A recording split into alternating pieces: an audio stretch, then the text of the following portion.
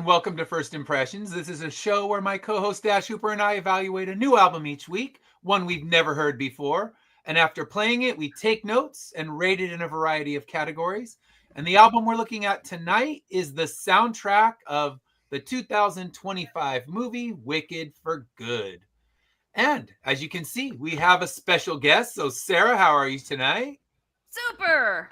Awesome. So if you tuned in, we watched Wicked on her show, or we discussed Wicked the movie, but we kind of kept our music talk to a minimum. We made little comments, but today we will dig in, and I guess if you loved it, then tell us what you loved, and if you hated it, tear it to shreds. So now's the time to destroy the music. All right, so Dash is ready. I was a little, I guess, when I played the music on an album, not the context of the movie, I was a little warmer on the music than I was after leaving the theater. But that's spoilers for our own show, so we cannot do that. But we didn't talk backstage, so I don't know how anyone feels. I know how we all felt about the movie, and it was kind of, he's back.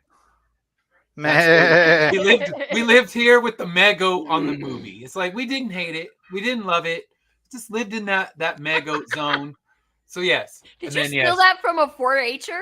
So no. Yes. And then I got my Mego right here. We have the Mego is always represented. I have lots of cool little things that I look at, but the camera can't see. Like I have an alien queen that like the flying alien queen from Kenner way back in the day. Nice. On my mic, and a Gundam that I built over here. So and a Skeletor. And a picture of my wife and my kids. So yeah, I get to look at cool stuff, but you don't see it either. You don't get to see it. So I got to figure out a way to make my camera better, because Dash says I have something that will need to be displayed. So I will make sure it's displayed. All right. So before we do anything, we're going to dig in with a history of, well, I guess it's different. Normally it's a history of the artist and the music, but we'll kind of do a history of the movie, because that's what it goes to, the history of the movie, which is going to, of course, include the play. So we'll go kind of history of the play right now.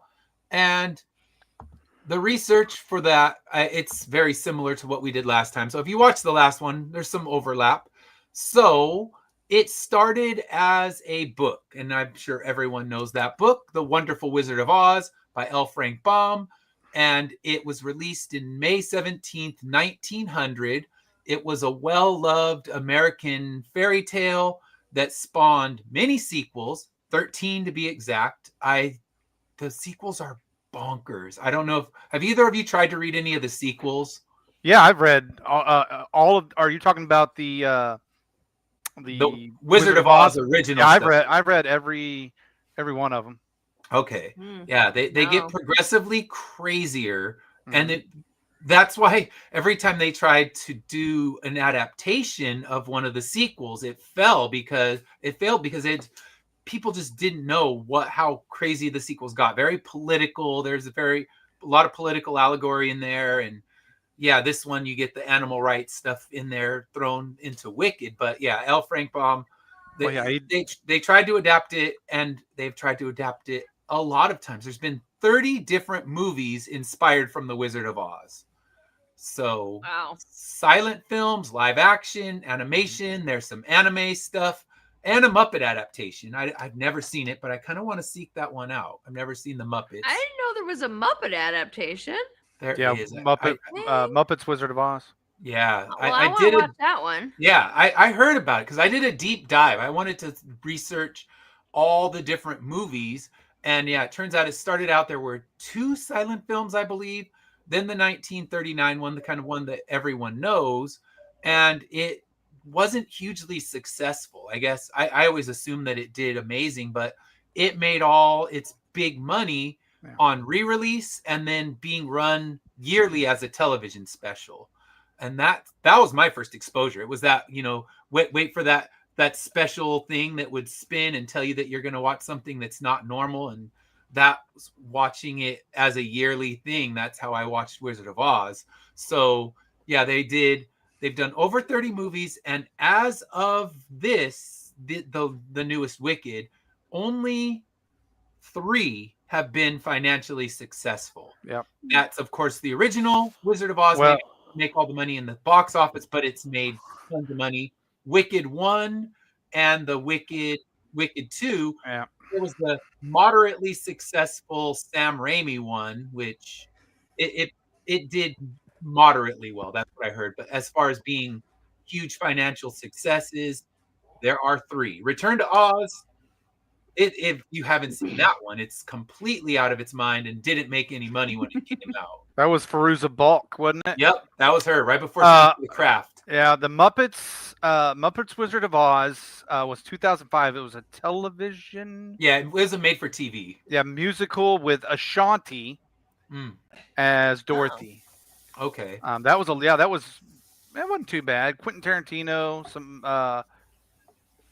and then they had all you had Queen Latifah, David Alan Grier. David Alan Grier was Uncle Henry. Queen Latifah was Auntie M. Huh. And then you had the normal, or the people that had taken over for the Muppets, obviously, because Jim Henson's no longer with us. Yeah, so They had Quentin Tarantino in it? That's crazy. Yeah. Okay. It's always weird to see him pop up in a movie, isn't it? Yeah, because he's not much of an actor. He insists on acting in his own movies. It's like the wasn't hubris. He, the movie Little Nicky, wasn't he like the crazy blind priest? I think he was, and that was the one believable time. The one time, because the rest of the movie was so batshit that he fit in there. You can, in a movie that's that out of its mind, Quentin Tarantino is okay, but. Yeah, then he threw himself in Django, and he had to have an Australian accent. It's like, you can't do your own accent well in a movie. What the hell are you trying Australian for? So yeah, I've never seen the Muppet one, but I'll seek that one out. And I didn't know that there was a whole.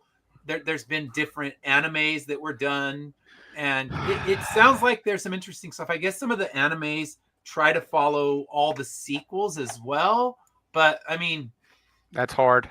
It's the thing is now, because of Wicked, people are going to think, ooh, Oz is hot again. Let's make some more Wizard of Oz stuff and forget that there's been 30 attempts and 3 have done well. 3 out of all of them. Just don't bring back what's his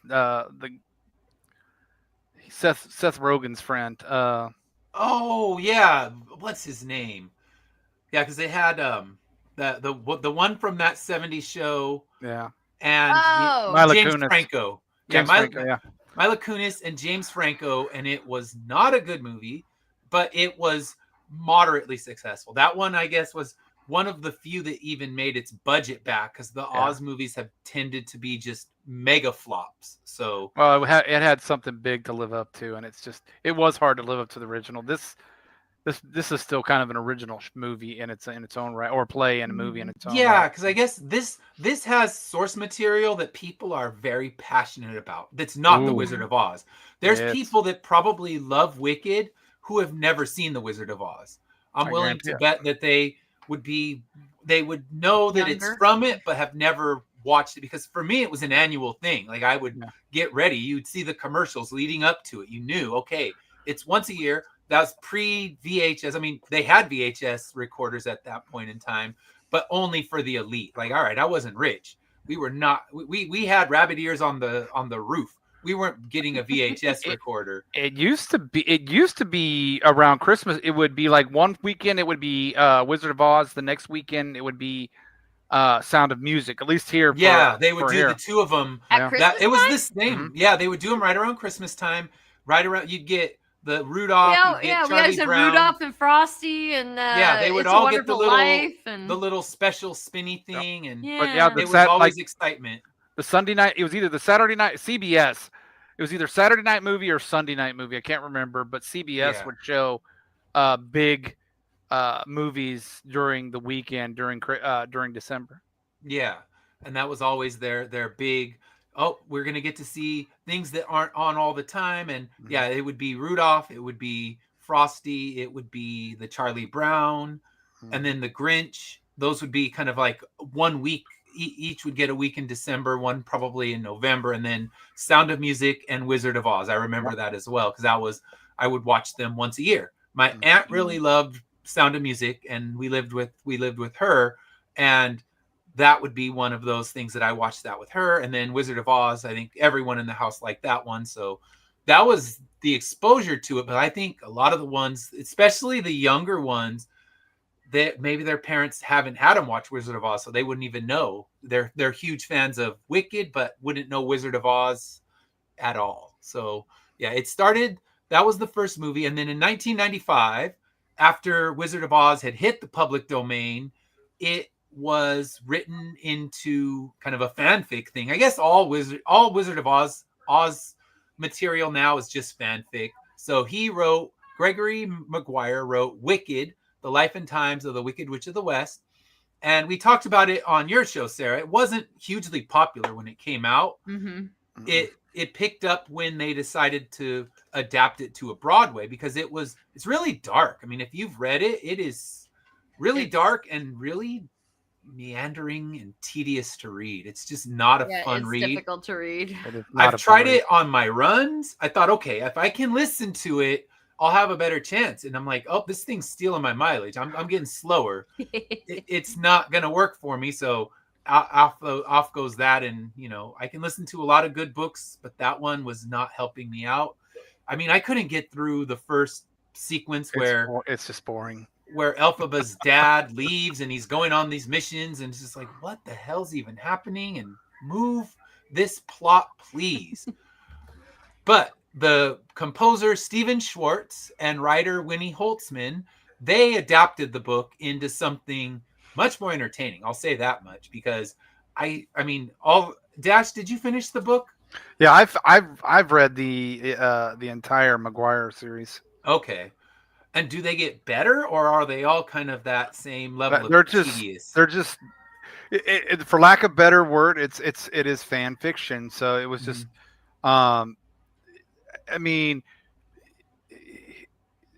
it's fine. It's just not. I wouldn't call it award-winning material, but because of the play, all the books after that sold well because they wanted to know what was going on. Yeah. So I mean, Right. as you stated, it's dreary to get through. It is. Yeah. It's just not.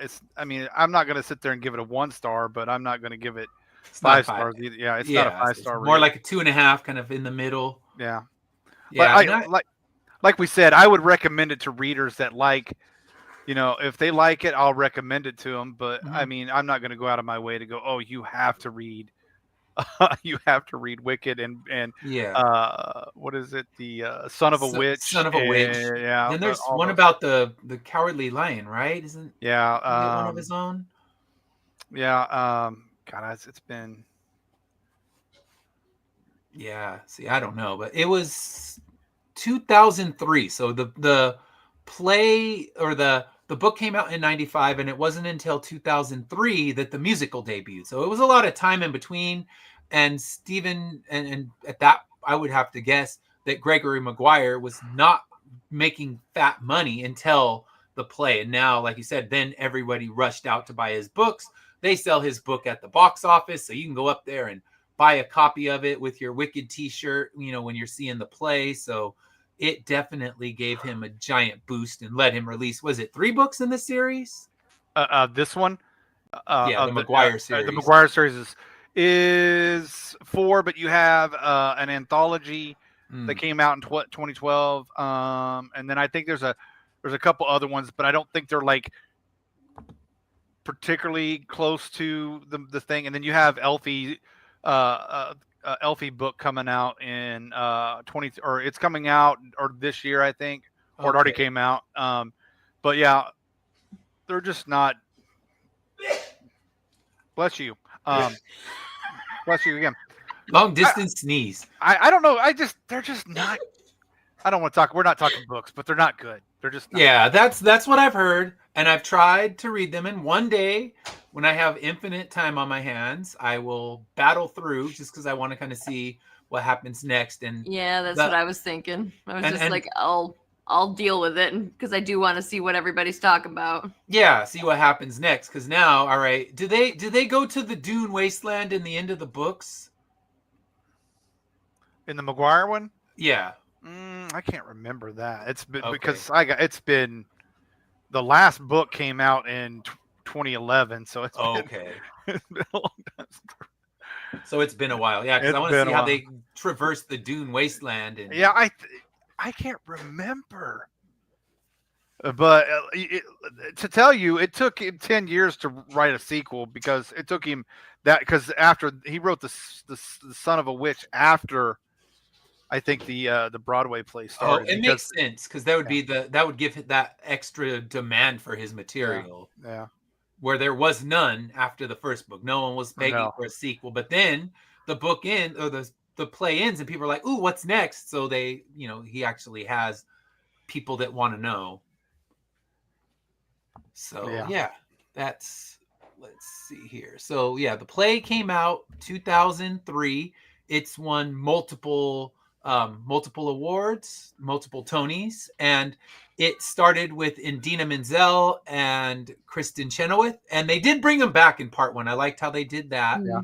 And Defying Gravity and Popular are the kind of the big numbers in that, Popular. both from the first half, which is the kind of thing we were talking about, where the music didn't have the same punch because those were the two songs. I mean, Popular became the TikTok thing, and how many people were on TikTok singing that.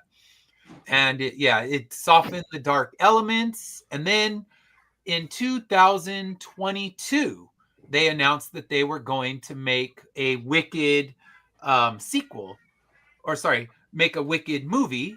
And let's see. So you couldn't get she couldn't get through the book either. And yeah, Janice, I work with her, and she's the one that kind of introduced me to the Wicked play, because way better. we were going to New York, and she's like, "Oh, you got to go see Wicked," and she let me use the soundtrack and hear that beforehand. So yeah, that's kind of how I became familiar with it, because we were going to pick a Broadway one way or the other. If we're going to New York, we're going to see a Mets game, and we're going to see a Broadway. If I had my choice, we just go to the Mets game every night. But I do have a wife who doesn't want to just watch the Mets, so we'll see a Broadway. We'll do other things that don't just amuse me. And I don't know, the way the Mets play, that's not that amusing anymore. Yeah, Janice, you're right. The rest of the books are just. I was trying to be nice, but the rest of the books are just really. If you're saying that, because I couldn't even survive book one. Yeah. So if you're saying that about the rest, I'm just thinking that's not a great endorsement. When Sarah and I have both attempted and failed to knock out book one. So it's just. Yeah. So it was definitely something that stick with the play. Now you can stick with the movies as well. But yeah, it started out in 2022. They announced that they were going to do it. They filmed both movies simultaneously, which saved us from the gaunt versions of both the leads. Because if you look at them now, they got emaciated. Yeah, it's not a great look. But if they're happy, live your life. I'm not criticizing shit, because you know what? I don't want to be attacked for anything. If they do look very emaciated, it's far too thin.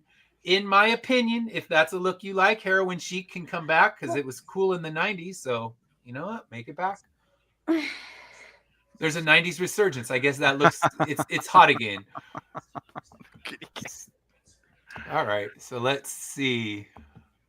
Yeah, the book stuff. And then, So the question before I just got harassed by my own cat there. The question that I had, I was trying to pull him off, and did you see him gripping me? He wouldn't leave me alone. He wouldn't let go. The question that I wondered is, is it the press tour stuff that they've been doing for the past? Yeah, that's where you see kind of. They look so worn out. Like, it doesn't. I don't think that they're purposely doing that way. They just look worn out. It could just be, just like that lack of time to go down and to have a good meal. Yeah. I don't know their story. I don't know why. I don't know if they're like they're okay. It just kind of feels like they're just tired. Like we're gonna when all the hype dies down for Wicked, they're just gonna disappear for like 2 years. Yeah. And it's gonna be a nap. That's out. What they're doing. Well, I think I'm not taking anything, but I kind of think Cynthia's was due to the last play where she played Jesus Christ Superstar, so that could be. She might have had to do it for the role. That happens a lot of times. People will gain weight, lose weight for particular roles. I'm not trying to bag. It just does not look healthy. Is all I'm going to say. Yeah. So let's hope they finish this press junket and get back to healthy selves. Because I'm sure it was a lot of stress. But they filmed the movie over a 2-year period. It took longer than originally anticipated because it ran right into the writers' strike and right into the actors' strike. So they had to stop filming in the middle, but they did film everything beforehand and wrapped it up in 2024, actually right before it was released. Yeah. So they dropped it, probably moved to November because of the fact that they had to film after the writer's strike. And it was more pickup stuff. The primary filming was done, and I'm sure a lot of effects work. And I don't know if they're allowed to do effects work when they're on strike because it wasn't that particular group of people. I don't know the Hollywood rules on that, but it was directed by John Chu, who was adapting, of course, the screenplay or using the same songs from the original musical that Steven Schwartz and Winnie Holtzman did, and they even got little cameos in the movie. They're in Oz when we see Christian Chenoweth and Idina Menzel. So it's the movies, all two of them, I guess, star Cynthia Erivo as Elphaba and Ariana Grande as Glinda. The first one was nominated for 10 Academy Awards, and it won 2. It won for production design and costumes. And I know Brian would agree because that was the only thing he really found striking about the movies was the costume work. And the costume work deservedly won an Oscar because it is some really phenomenal costume work, and the production design is amazing as well. I mean, the scenery that they create, the Oz, the train that we were going to heist, all of it's just beautiful. So we're still are. Yeah, well, I feel like that's still in the plan. We just need somebody to bankroll the operation. Is all right. No, I did not see the train in part 2. They're afraid. No. They fear us. We did see a train. Yeah, it's like the in Munchkinland, but I don't think it was the train. No, that was that train. They put it in hiding because they know we mean business. Yeah, they're not here to fuck around. They know we'll steal that number. So, they filmed. They split it later, like Lord of the Rings. They split it, and they filmed it one time and split it later. And I'm sure they had to do little pickups here and there, but generally the stuff was done. And Grammys, I'm sure it won. I'm sure Grammys for the music. It's gonna win soundtrack stuff. I didn't check that. I more looked into the Academy Award wins, and that could get her for the artistic flair was very good. I agree with that. It was a beautiful movie to look at, and I think seeing it in an IMAX size screen, it would really dazzle the eyes because it is a beautiful movie. The costuming, the sets, that's what we are spectacular. I mean, it's a very beautiful movie. They do a very, very good job of bringing Oz to life in both movies. They do a fantastic job. Yeah, so I would say absolutely true with that one. What you think of it? I think its biggest flaw is that it is 2 movies and you get a year to forget what happened, especially because I'm not watching it over again. They did re-release it in the theater, but that's just more cash grab for them. Like we need to make some money because a lot of our shit sucked this year. So let's just release Wicked again because people will pay for that. Yeah. Yeah, because it's. I mean, they're not wrong. Yeah, so they released that. I didn't watch it because it's a lot easier to revisit the play when you had a 20-minute break, not a 1-year break that you had to kind of forget everything that just happened. And now I know when the DVD comes out, because we'll buy it. I mean, I have 2 drama kids in the house, so they love it. So they're gonna want to watch it, and we'll buy it. And to watch them in one shot, I think would be the most impactful to see them. I mean, it'll be a long time. We'll have to pencil out an evening for that one. But you know what? You order some pizza, you get it delivered, and you watch, 5.5 hours of Wicked. Why not? There's worse things to do The fact that the movie is longer than the play still kills me though. Yeah, part 1 was longer than the play in its entirety. How long part is 2 the play? Is the play 2.5 hours ish? I think the play is 2.5 hours 2.5 total hours for total. part 1 and part 2. Yep. Part 2 being much so each shorter. movie is the same length as one whole play. Ugh, It is. And with part 2, it's a shorter part of the play. I think part 1 is an hour and a half of the play, and then the intermission, and it's part 2 is about an hour because there's a lot less. You just got to kind of wrap everything up. So they definitely had to do a lot of expansion, and we'll talk about that when we get to the songs, because they had to add new songs that, you know, filled in some of the extra things they added, which could be from the book, could not be from the book. I don't know. Dash doesn't remember because it's been a long time, and Sarah and I blocked both it gave from up. his memory. Yeah. All right. So Wicked 2 broke box office records. I mean, this is one of those patting your own back kind of records. It's the record for the highest grossing music or movie based on a Broadway musical. I'm like, who are you competing with besides yourself in that one? But it broke that record. So congrats on that, I suppose. That means it beat out what? Chicago. Yeah. Wicked Part 1. It did beat the first one, and then maybe Les Miserables.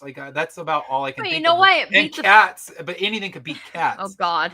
It beat the first one because not everybody who saw the second one saw the first one. They saw the first one after it came out on streaming. They're like, oh my God, this was amazing. I have to see it on the big screen. So yeah, like that's what we did. We watched the first one on streaming, and then we went to to be fair, we saw the second one in the theater because of the show. Like we were doing this week, and so it had to be in the theater. But yeah, like that's it's fair. It's fair. Like you see it on the smaller screen, and it does. Like you do go, I bet this would look amazing on a movie screen.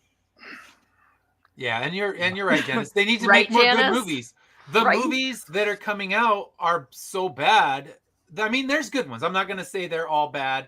I mean, if you didn't see Sinners, that movie, that movie, Sinners kicks ass, and I wish I would have seen that. Oh yeah, Sinners. Sinners is amazing, but amazing. F1 was the best movie. F1 was good too. I saw that in the theaters as well. So you give me something to see, I'll go, and I'll go see new material. I mean, I liked Weapons. That was worth a visit. I went and saw I saw the new Conjuring movie. I can't say I like that. It's they glorify Ed and Lorraine Warren, who are not amazing people. And the best thing about them deities. Yeah, the best thing about Sinners is it was supposedly supposed to have been the Blade movie.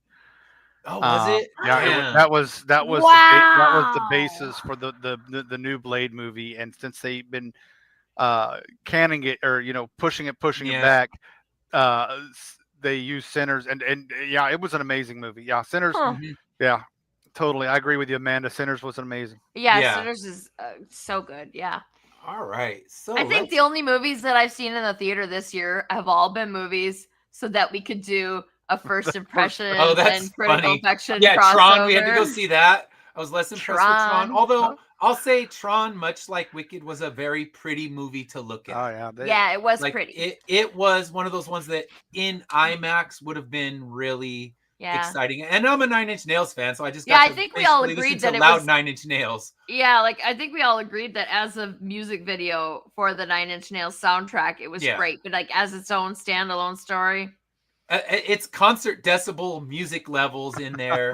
So I'm like, next time just record a Nine Inch Nails concert, and I'll go watch that in the theater, and I'll be more just have the laser show in the background. Yeah. Oh, Trent Reznor goes all out. His live shows are so phenomenal. I mean, I just saw him. My daughter became a huge Nine Inch Nails fan, so I took her, and she was blown away. And his live show, I mean, they put so much into their audio visual, so it was amazing. So yes, that's what I want to do. Record one of the tour dates, and I'll go see that instead of Tron, and I don't have to see Jared Leto. So win-win. I'll never understand why they thought that was a score. Yeah, that guy. He's an up and comer. People loved him as the Joker. I heard something that he was tied to it anyways. Yeah, I think somebody lost a bet. Yeah, he was tied to the movie. He either owned or I can't remember. He's got something to do with the reason he was in there is because he was connected to it, where the rights or something.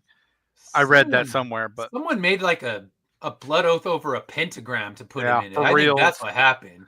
There was For somebody reals. in an attic summoning Cthulhu, and they got Jared Leto instead. And they're like, "Fuck! Now we're stuck with this guy. We have to put him in all the movies." I'm glad it wasn't 30 Seconds to Mars doing the Yeah, that's soundtrack. Oh my god, that would have been. Oh my god. See, at least we That got would've Trent been- Reznor. Like that would have opened a black hole and like sucked the earth into it or something. Like Yeah, that would have been. Cthulhu would have taken him back. Like, never mind. Damn it, you've gone too far. The tentacles would have come out of the screen, and Jared Leto would have been pulled back inside. Yeah, no. We are Jesus himself would have been like, "All right, we're done." We are at 6 tangents, over. by the way. We're saving you from this. No one needs that. I'm glad you're keeping track since Brian's not here. Six tangents. Oh, we're way off. So, Amanda, Janice, welcome to the show. We generally eventually get where we're supposed to go, but we take the bumpy, swervy road, and it's more fun that way. So yes.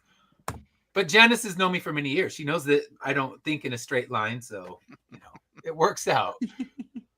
So let's dig into the reviews. I did very little. It was really hard to find reviews of just the music.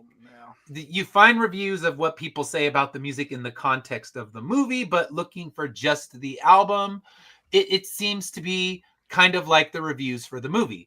On Rotten Tomatoes, it is sitting at a 68, I believe, in the for the critics, and 94 for the fans. So the fans, really, they don't care what the critics say. This movie, it could have got a 6% from the critics, and it still would have made, tons of money, got a 94% fan approval rating, because the fans of the musical are going to go to this, and they're going to enjoy it for what it is. So the critics, really, it's a kind of a critic-proof movie, and there's not many of those, but this is definitely one of them. And then for what I saw for just the music, it was like I said, first off, it was very hard to find but it was more looking at like Reddits and things like that. It compiled those. So the soundtrack got praise for a few standout songs. Some tracks they thought raised the stakes. Some people really seemed to like the new songs, No Place Like Home and The Girl in the Bubble. Others seemed to hate it. So it kind of ran to where critics and fans kind of found it uneven, where it had some big songs, some standout songs. No Good Deed was the one that got the most praise from what I read.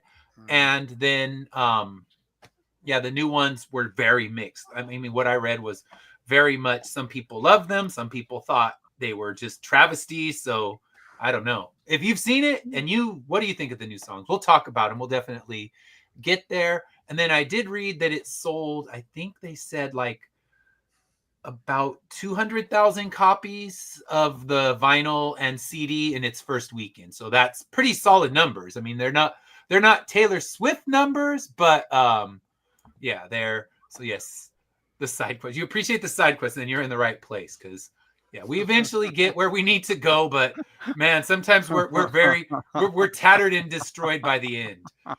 It's 2 hours later and we're finally told you what we thought about the album. Yeah. All right. Yeah, Pink Floyd is fantastic. Yeah, I've seen the Pink Floyd, that Laser at the Observatory, and then 100% Janice, 100%. Okay. So let's see. I thought there was one. The one was only about 30 seconds. It was the reprise of the it was reprise of I'm Not That Girl. I'm not. Yeah. So that was that one. I'm listening on the album, going on, looking at the lyrics, and like, wait, it's over? Damn, that didn't take long. I didn't even have a chance to click on the lyrics, and it was going to the next track. That was from part one anyway, so yeah, it was just a reprise. They just like, here you go. Another reason why it was stupid to split it into two parts. Thank you. Yeah, but you know why it wasn't stupid? All that $150 million that they made on weekend one, and I think it was $226 million worldwide. So that's why Warner's like, We don't give a shit about your opinions. Yeah. We want to Uncle Scrooge dive into our pile of money. We're looking at it through the lens of 3 independent creators who are actually interested in making the craft as good as we can. So they're looking at it for what can make us golden cocaine money. Yeah. Yeah, that's what Warner really wants, because they've had a lot of duds on their hands. They've had, multiple flops. So they're just like, even Superman. I mean, I enjoyed Superman, but it wasn't a juggernaut at the box office. No. Mm-hmm. So they needed a flying green woman to handle what Supes couldn't do. I mean, wouldn't it be crazy if they just released that Batgirl movie? That'd be wild, right? Yeah. So the Bubble song, I thought I agree. The Bubble song fit Glinda's vibe, and Ariana Grande had really good things to say about the song. She found it something really strong. The sequence, it was pretty. With all the mirrors.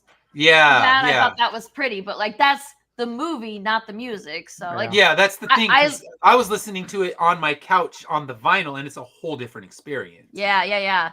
And the girl, it was the girl in the bubble and No Place Like Home, right? We were watching the movies, and I have never seen the play, and the only song that I've really been exposed to in any kind of overexposed to has been Defying Gravity. And I watched that movie the first time in the theater, and I knew exactly which 2 songs they added.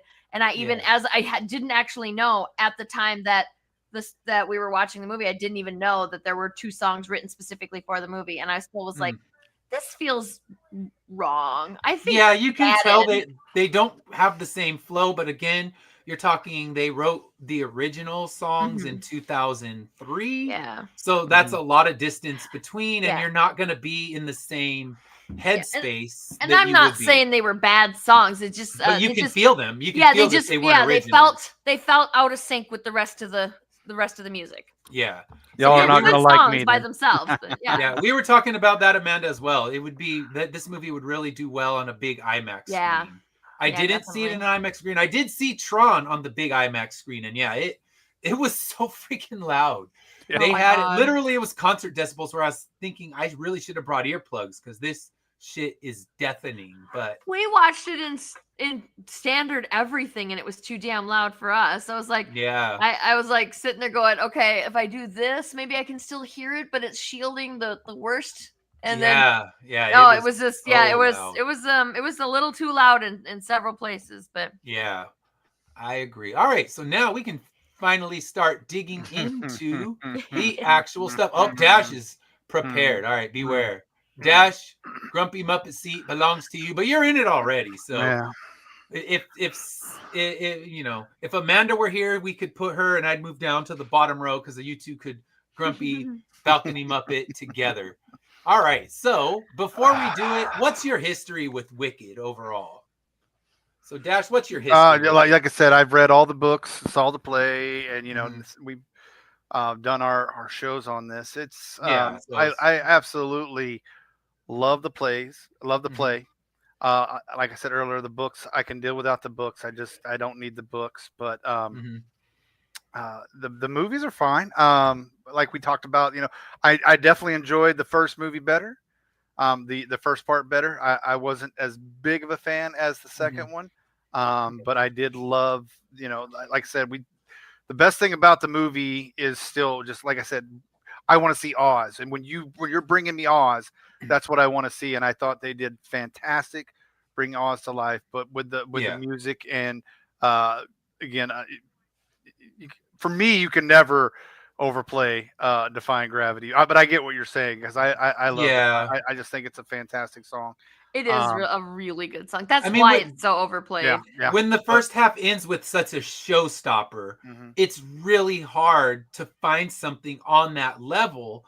They went for more emotional resonance, which when we get to the songs, we'll talk about it, instead of that holy crap, like reminds me of the old TDK commercials where that dude's sitting in the chair and it's like he's getting his hair blown back.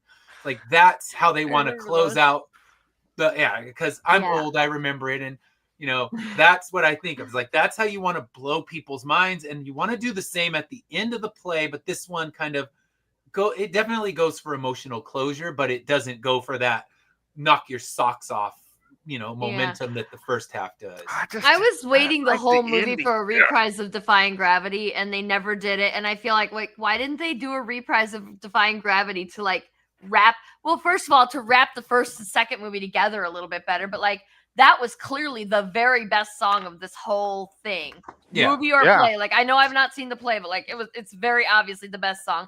That's why everybody plays it. Yeah, that and that and Popular are the ones. Those are the two, and you can see she did little bits, they did small snippets to it, where you get, like Janice was saying in her comment, they recall pieces from the other songs, and we get that throughout this. I was kind of taking those, okay, that's a little bit of this, a little bit of that, but yeah, let's. What's your history with it? So we'll go to Sarah's. I mean, if you watched the first part one, you're gonna hear the same things because our history is pretty much the same. But yeah. I had not seen the play, or I didn't actually even know it existed until you remember the show Glee? Mm-hmm. I watched the first season of Glee and hated it. Okay. Hated Boo. Glee. Boo on you. Well, okay, so I didn't hate all of it, to be fair. But did not care. It wasn't interesting enough for me to move on to the second season. Yeah. So, but one of the episodes, they have a anchor song for every episode, and one of the episodes, Defying Gravity, was the song. Okay. And Dean Mazel was on that episode. Was she? Okay. Yeah. Yeah, and I was like, oh, this song's really good. So I did dig enough to find out where it was from, and then that was it. I heard that song a million times. I heard Popular because Popular, like you said, it got its exposure too. And then I just kind of was like, if I have the opportunity to see the play someday, I'll do that. And then the movies happened, so we watched the first movie for our Critical Affection and First Impressions double feature, and then we watched this one for that. And that's where I'm at with this. And I tried to read the book, and I have not yet succeeded. You're in the same place I am with. I'm going to, if for nothing else, it's going to be a hate read if nothing else, but I have to finish it somehow. Yeah. I will one day get through book one. I cannot promise I'll finish the sequels because I don't know if I have that much perseverance. Oh, I'm absolutely not even going to try the sequels, but I do for just for the ability to say that I did read it. I need to read. See, I'm one of those people. This is just a dash thing. I don't know if it's, but if I'm going to review or critique, I want to be able to read it and watch it and see it. And so I can give, because there's always those people well, you didn't even watch it. How can you talk about it? Or you didn't even listen. That's a me thing. So if I'm going to give a 100% true and meaningful critique, I've got to read it. So there's books that I cannot stand that I had to read to give, because I don't want to be that person. I don't want to. I mean, there's even what Amber was on with it. She'll DNF a book quicker than anybody I know. Okay. If she doesn't like it, she's going to be like, I'm done. It's over. But I feel like I can't give you a true and meaningful response if I don't read it or listen to it or watch it, whatever the case may be. Yeah, and audiobooks, Amanda, that's my go-to. I listen to when I'm running, but that one, it felt like a slog even when I was listening to it. So I gave up even on that. So hey, Sheldon's back. Sheldon. All right, so she liked the book. Hey, Sheldon. One day I will battle through. Maybe it gets better, but the beginning is so bad. And I'm like Amanda. I have too much shit on my plate to deal with stuff I don't like. Right. I need to actually have entertainment in my life, and that's not going to provide it. So Sheldon, you're not going to read the book reviews or the movies. So you can watch our show. We will fill you all in. And Sheldon, I just need a book of puns, man. Sheldon, if you're listening, still out there, Sheldon, I need a book of puns, man. Yes. Just there you go. Sit down and write me a book of puns. All right. So we have made it to, my history, I saw the play twice in New York, not with the original cast. And, I've seen the movies. I've seen middle schoolers singing some of the songs, and you gain appreciation for all the professionals out there when you watch some middle schoolers singing Popular and Defying Gravity. It's something else, but they got to learn somewhere. And I'm sure in Dina Menzel was not belting it out in middle school either, but maybe I'm wrong. Maybe you're wrong. Yeah. And not to disparage my daughter's plays, they're always the greatest, of course. So, let's move into overall thoughts of the soundtrack. We've already talked about the movie, and we've kind of given, even here, it's really difficult to separate the movie and the soundtrack because they're interconnected. Mm-hmm. But what are your overall thoughts of the soundtrack itself, Sarah? The soundtrack itself, like you said, it's a completely different experience just listening to the music. Mm-hmm. And the songs they hold their own as just their own little stories. They do help to move the major plot along, which mm-hmm. is that's my bar for a musical. Like if there's a song in there that does nothing to move the story forward, then it doesn't belong in the movie. Yes. But these mostly even like I said, the ones that they added, I said they felt out of sync with the rest of the play or the rest of the movie. Mm-hmm. But even those served the girl in the bubble was the one that I'm remembering the most, and that one it moved the plot along. It was her and the mirror thing, the you were seeing all the visuals with her looking through the mirror, and then she's looking through another mirror, and then we finally end the song with her with the actual Glinda. Yeah. The realizations that she's going through singing that song, it moved the plot along. And so even listening to them without watching the movie simultaneously, I think that the songs tell their own little stories. So I do like the songs by themselves too, even the ones they added to the movie. Although, like I said, they as part of the movie, they were kind of meh because they were out of sync. That's the best way I can describe it. Yeah, because they were added plot points too. The whole childhood memory one, that's not in the play. Because you do that, you got to cast a bunch of kids to do, a 5-minute scene, and they're not going to do that. It's, cost effective. It's not cost effective to do it. But in a movie, they're already made, all the money. They could have filmed that later for all we know. But yeah, that's interesting. I think in defense of the new songs, because we've had decades to listen to Popular and Defying Gravity. We have decades to listen to that, and that's why they stick around. I'm not saying they're great songs, but they're not. I think that's kind of that's kind of what's lacking for even for this album, even for this album. It doesn't have the playtime that the other ones do, because I guarantee if you only the people that have gone to see the play will know the songs that go along with the play.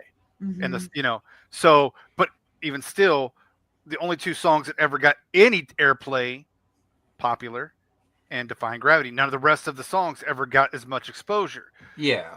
So that's what this, I think that, and I kind of jumped in on overall thoughts, but I think this album lacks that longevity so far. That's true. 10 years from now, time will tell. Yeah, time will tell. I don't really remember the No Place Like Home all that well.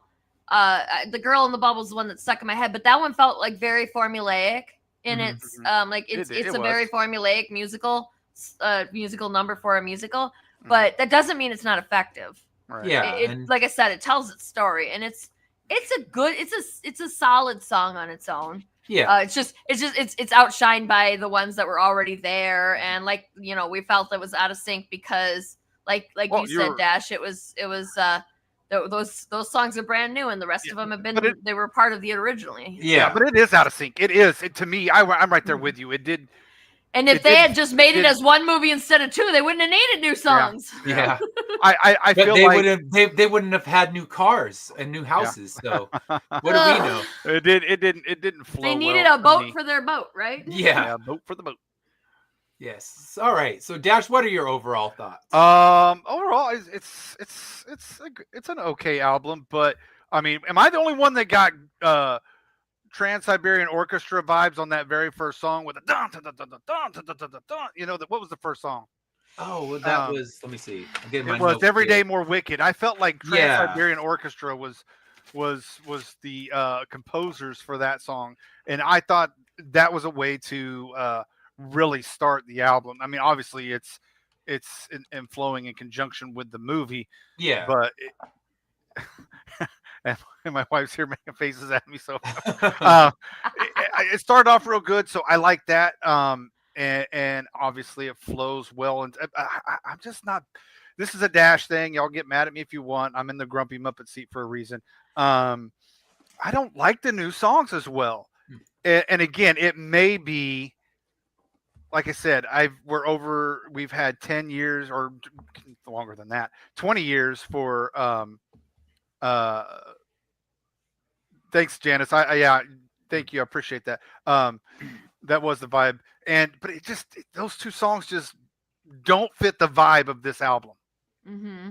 Does that make sense? Like I know the songs, other ones, but they just, it was off for me, like you said, Sarah. It was just I off. mean, I came at it having never heard most of those songs. I'd never heard any of those songs from the second half, and I was able to pick them out right away as not being a part of the original soundtrack. So I mean, they are out of sync.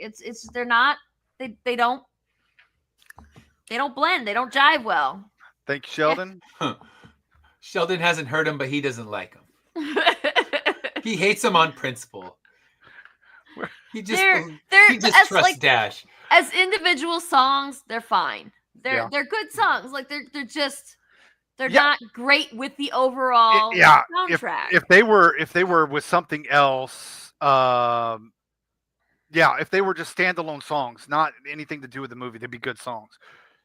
It didn't fit the vibe. Yes, it was a different composer and lyrics. Wasn't it? They brought the same ones in. The same guy. They used the same. They were the same ones from the play because they did all the adaptations for the movies and they wrote those two new songs. So that was one of the questions. It just did not. Questions. It just did not vibe with me. But overall, it was a really decent album. Yeah. And I think that's where I go on it too. Is it when I listen to it in isolation, without the movie, without the visuals, it felt more Broadway to me. It kind of loses that grandiosity that you get when you see the visuals of the movie, and it feels more like you're watching, you're on the play again. So they feel smaller when you're just listening to them on their own. But I just don't think they can compare to the first half songs, and that's not the fault of anyone besides the people who decided to make it. Well, maybe they shouldn't have gone so hard on those Popular and Defying Gravity, and then they wouldn't have had this problem. Yeah, they were on every Target commercial and everything else. God, they're not really doing any songs like that, and you still get that big yell that she does. That you still hear that everywhere. So that's. I'm right there, man. I prefer the original soundtrack. And I think honestly, because the songs were written originally when they decided to split it into two movies back in 2022. I think they phoned it in. I don't think it was rushed. I think it was just phoned in. They didn't care because they were just like, I'm going to make a good song. It doesn't have to be an amazing song. It needs to fill this space that they've given me to fill. And so they were like, I'm not going to embarrass myself and diminish my craft, but I'm also like, they also weren't feeling the inspiration for it, so they were I'm gonna make this song fit the scene and it'll be fine, and it was just fine. They're not going to be the ones you see on TikTok 8 million times. No. But I mean, I wonder, because I was curious. I had to research if they were written for the movie or if they were kind of written as deleted scenes in the play. Because if you research the Hamilton play, there's a Ben Franklin song that was written with the Decemberists. And the Decemberists will play it in their concert, but it never made the play. So I didn't know if this was one of those ones where those songs were recorded originally and then they just didn't make the play because of timing or whatever. But no, they were specifically for the movie. So it's not like if they do make a Hamilton movie that's a proper movie, not just filming the cast performing it, and they added the Benjamin Franklin song, then it wouldn't be a new song. It's actually an older song that was recorded and there was a whole plot with Benjamin Franklin that got cut out.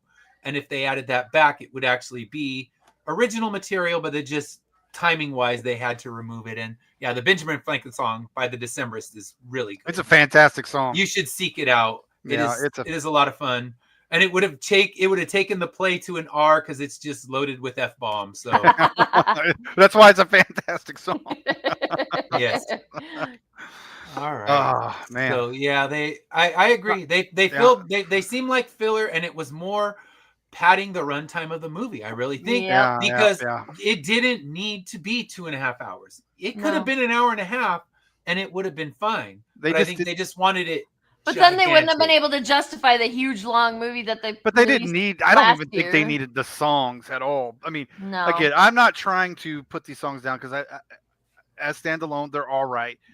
But they didn't need to be in the movie, and it's you still could have had an instrumental background on those where she's in the bubble, and I think it would have still had the same impact as it would her singing in the bubble. It didn't matter to me.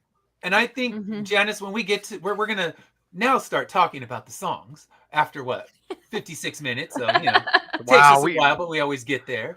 But I agree. And when we talk about For Good, I have some notes that I wrote about that. So now, with no further ado, favorite song. So Dash, what's one of your favorites? Mary Beth. I liked No Place Like Home. I know it was out and it was the original song, but I did like it. I will say that. I didn't like Girl in the Bubble, but I did like No Place Like Home. I did like For Good, and I did like what's the one? I can't. Is the one where Jeff Goldblum sings in it? Is that Wonderful something, right? I think it's just Wonderful. called Wonderful. Yeah, Wonderful. Yeah. I know a lot of people panned that one. Sorry. Soon. It's the Jeff Goldblum of it, right? I got words.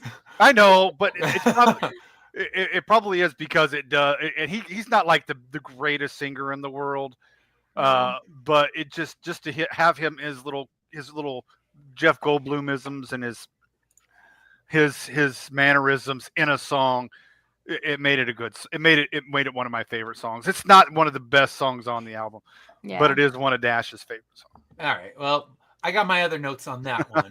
And it's funny because I just left my notes from the first one because they pretty much repeat the same sentiment. But we're not talking about, we don't say skip songs because you don't skip songs in a Broadway, you move them to dialogue. So it's like we can express this in a few sentences instead of a 3-minute song. So that's how we skip them in Broadway. So Sarah, what were your favorites in this one? So I think For Good might have been my favorite song.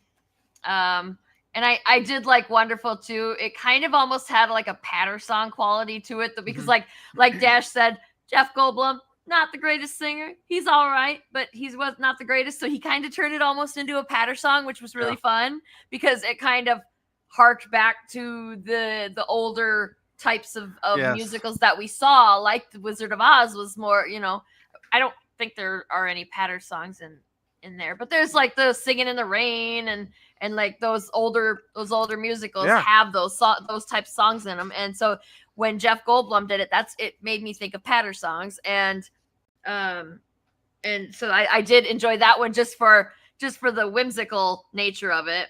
But like as far as lyrics and like the actual meaning of the song, I think For Good is definitely my favorite. Yeah. I mean, I know. I had that one on there as well. For me, I started with Every Day More Wicked. It had a reprise of several of the first half songs. Let me see. I wrote down which ones. You have the opening song. It's got pieces of The Wizard and I, little pieces of Popular, and it kind of serves as a good catch-up song, seeing as we didn't wait 20 minutes. We waited a year between these. So, and unless you're one of those people that have watched it over and over again, but I think I've watched it once at the theater, once on Blu-ray when we were going to cover it when it hit streaming, because we did part one when it reached streaming, not when it came out right in the theater. So I think it's kind of a good thing that kind of catches you up. And I like how that one felt. But like I was saying, I was listening on the couch. It just felt very Broadway. I'm like, okay, I don't feel the bigness of Oz as I'm listening to it. I feel the smallness of a Broadway theater. But I mean, it's from a Broadway, so that's not an insult. But it's just you lose the marvel of the visuals when you're just listening to the songs. And then I did like As Long As You're Mine. I thought it was a nice love song, and it's kind of bittersweet with lots of foreshadowing tossed in there. I thought For Good was it's a powerful closer. It's not Defying Gravity, because that, like I said, that's the TDK guy getting his hair blown back in the chair, but it still packs a punch. It's just more of an emotional punch, because you know that this is the last time that these two are going to see each other, and that, you know, their friendship changed them both in great ways. Although Elphaba's friggin' sent to Dune, what the fuck? But you know, she sent herself there. She exiled herself to Dune. But come on, now you could hide in a forest somewhere. I don't completely understand why she had to leave Oz, and I don't understand why Glinda had to believe she was dead. I don't quite understand that. Maybe I just need to pay closer attention next time I watch it. I don't know. Yeah. So yeah, it's like a carny, because isn't the wizard like a carny? Yeah, he's a carny anyway. Yeah. So yeah, well, he's a carny. He's singing it like a and carny a drunk. Song. Yeah, and yeah, always down in the greens. All right, so yeah, I thought that it was a strong song, but I just, oh man, it pissed me off the ending, because I don't know, I haven't read the book, so again, and the play's not going to build a desert set for one little scene, but it just makes me think, you know, she could have been just like her little shanty forest house that she had in the beginning. She could live in something like that. She still got some monkeys. Nobody found her there, obviously. So why did no she one found leave? her. She's still got some monkeys on her side. They're down for like her. That, you know, they're her ride or dies. Fiero's castle that they never go to. Like nobody was gonna go back to that castle. Like there was no reason for her to leave Oz. Yeah, and we've seen in the Wizard of Oz. There's my God, that's forest. Gonna be the next movie, isn't it? She's exploring, and that's the setup for the next movie. God damn it! Look what I just did. Well, we've already said that the crossover potential, the Dune, and then the Planet of the Apes, because the flying monkeys have started to talk. So we got Dawn of the Planet of the Apes, Dawn of the Planet of Oz. So there we go. I'm ready. Oh yeah, it did feel, and especially like the more we talk about it, the more I'm convinced that the whole going out into the what they call it, the Beyond Oz area. Yeah, like they called it something. And like that felt like, now the more that we talk about it, the more I'm thinking, yep, that was a setup to do more fucking Wicked movies. Yeah, they're gonna bring them in like, please write more stuff. All right, so Dawn of the Ooze and Oz. So yeah, this. But I just think, because to me, when she left, I'm thinking those monkeys were still loyal to her.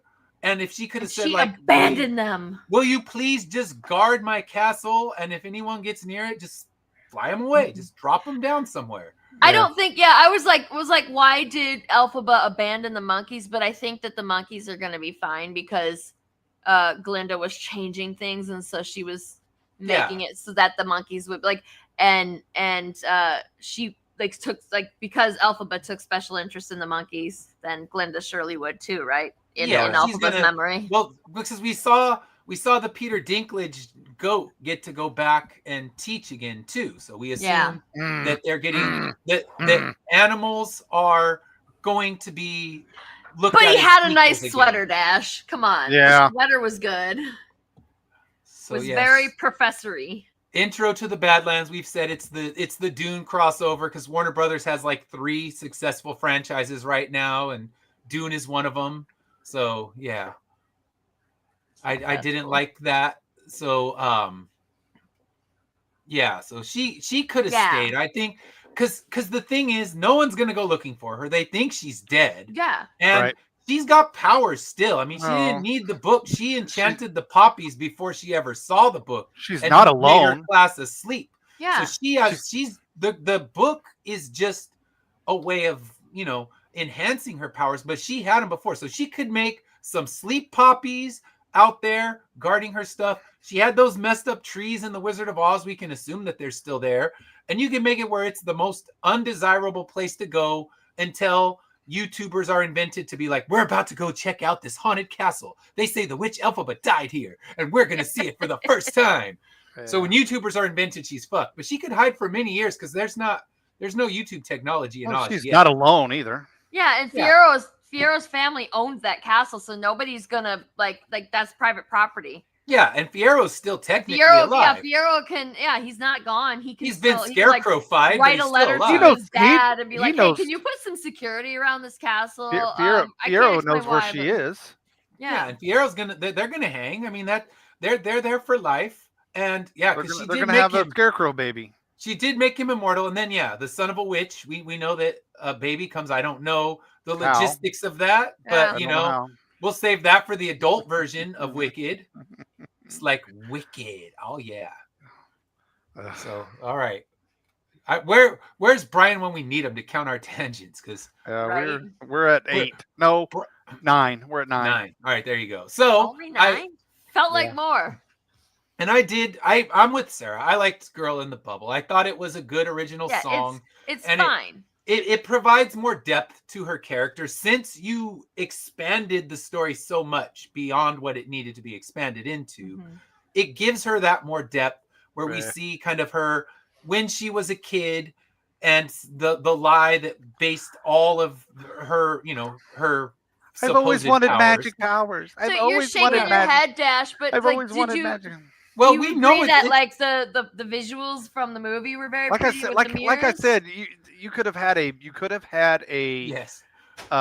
Instrumental behind her. You could have had instrumental behind her, and it still would have had the same emotion and the same. So you're going to turn it to dialogue. That's fine when we get to that one. But the Oz influencers, we'll see them. They'll be trying to go explore that this is Witch Hunt. With with the Munchkins, and they're gonna go try to hunt it down, and they're gonna be like witch hunters with what's his name, the crazy Zach Baggins. So you got Zach Munchkin going on witch hunters. Zach Munchkin, we're going into the witch's house.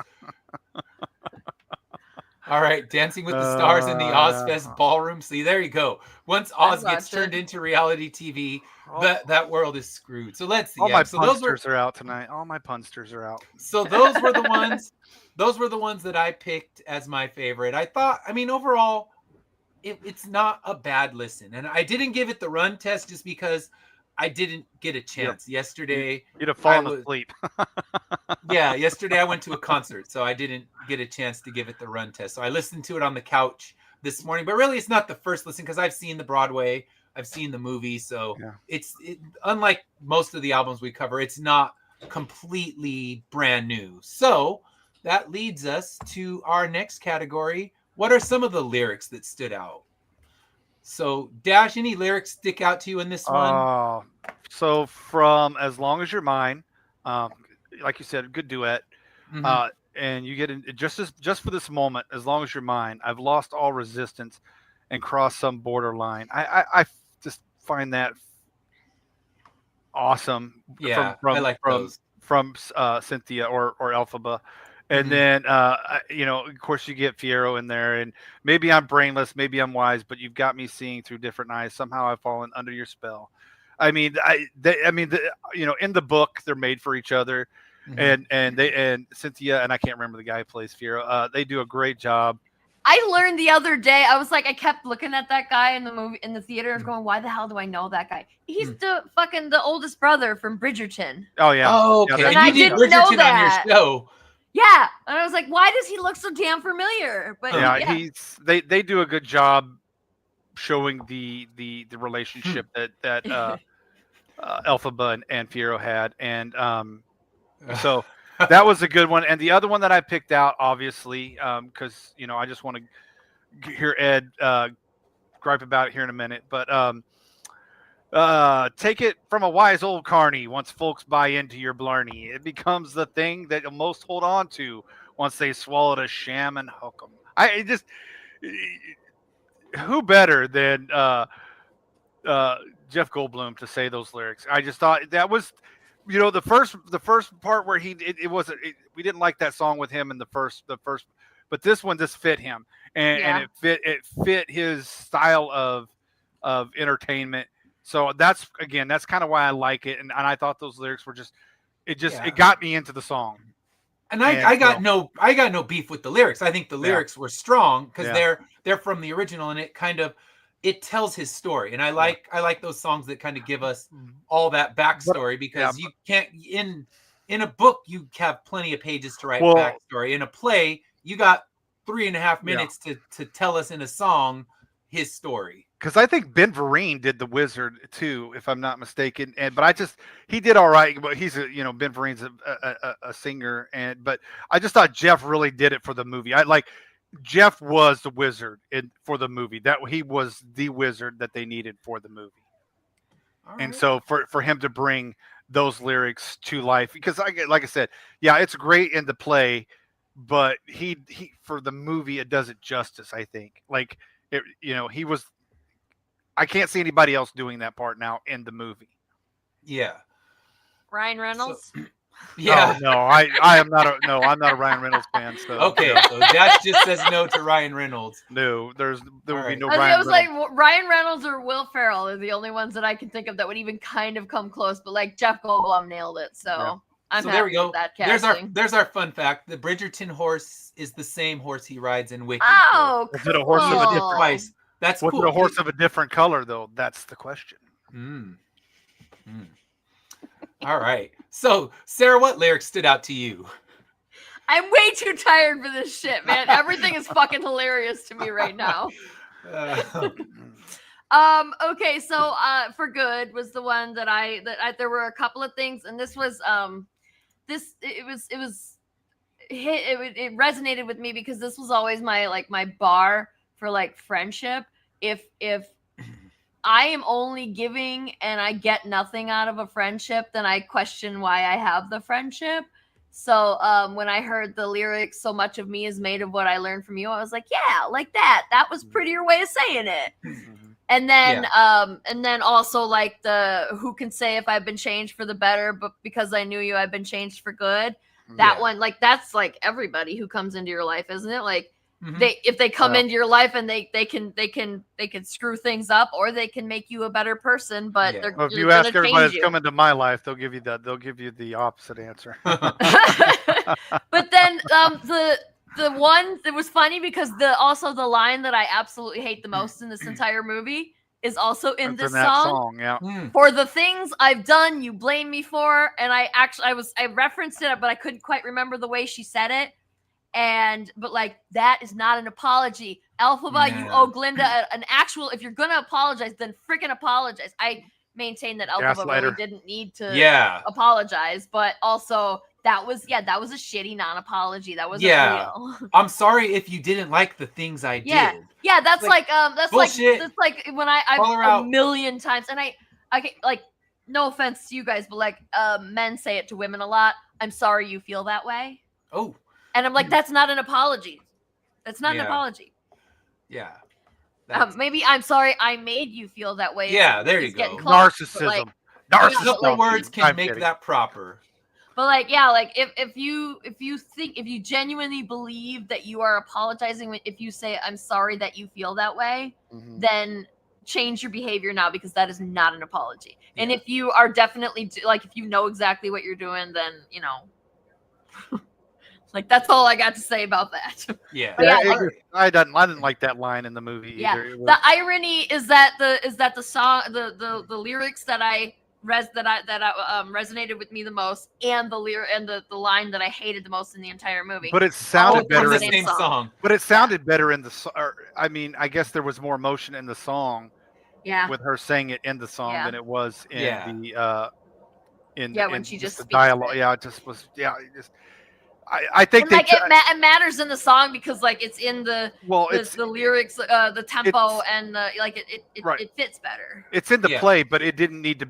I don't think she ever uttered the dialogue in the play. She only sang it in the play, and I think they added that to the dialogue of the movie just to piss us off. Well, because it just was not needed. You're going to say it. You're going to say it in the song, and as you and I have stated, it would have probably come off clearer and better as an apology than it was the way she said it in the dialogue, and it was just like, yeah.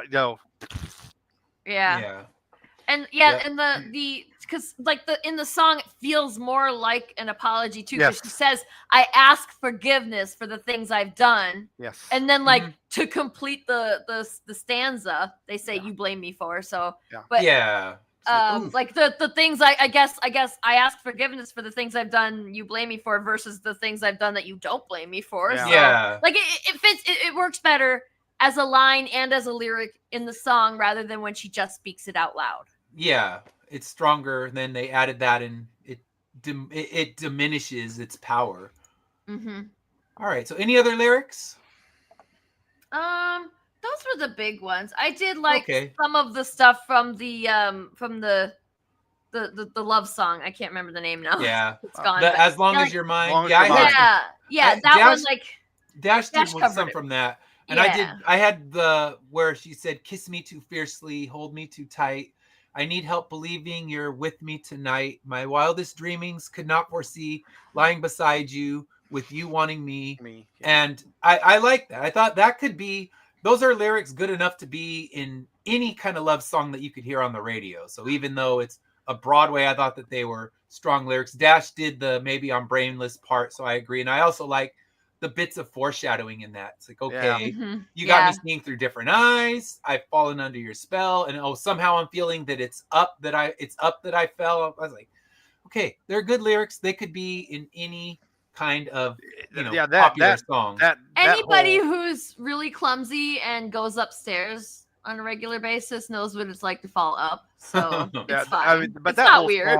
That whole song is just well written from start to finish, though. I mean, the entire lyrics for that is fantastic. Yeah, I thought. And then in the movie, they like, I don't know if this lyric is in this line is in the play, but like they fucked it up with that the whole "you're beautiful" and then "you don't have to lie to me" and it's not lying. That was get the hell out of here with that bullshit. Yeah, that's why I say the dialogue. Oh, if they could just sing the entire movie, I would have been fine. You want to move Hamilton style, no more dialogue. Singing the lyrics like the line that I hated so much when it was sung, I didn't hate it, but when it was spoken, I hated it. So like singing makes things better. You should just try one day where you just sing everything that you need to say. And then tell me you don't feel better at the end of the day. Challenge accepted. All right. Dash the musical. I take it to that.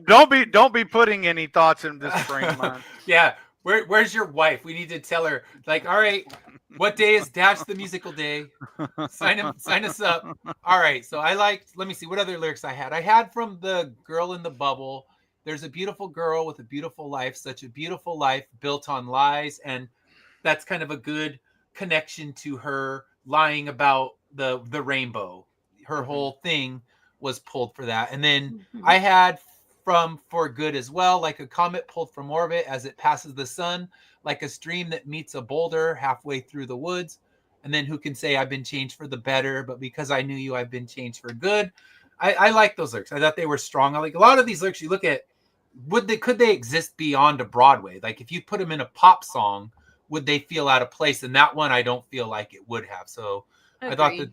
I thought that was strong. And then with the Girl in the Bubble, I found a quote from Ariana Grande where she said, you see the before and after of her making the decision to truly become Glinda the Good.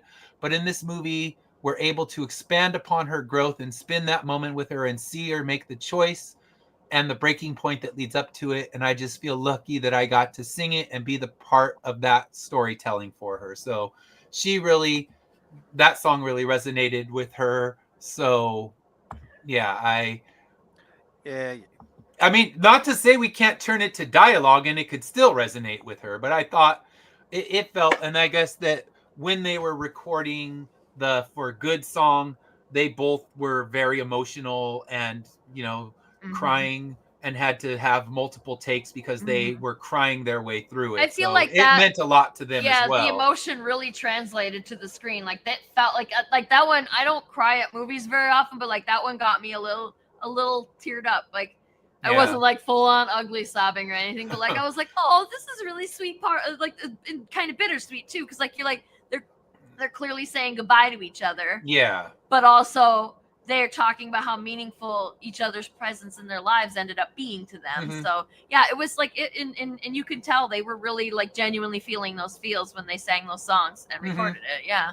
Yeah, and it took multiple you takes can hear because it. You it can really hear it in the song. It moved them. Yeah, and you can hear it. And I know they probably pre-recorded it, but I know they did live sing on set. That was one of the things that when I watched the behind the scenes documentary from part 1, he said, yeah, all of the songs were sung live on set so that way it's not a lip syncing. Yeah, I noticed that because like one of my pet peeves, like if you are like a singer for fun or profit, you can tell, like you learn what it looks like when somebody's actually singing versus what it looks like when somebody's lip syncing.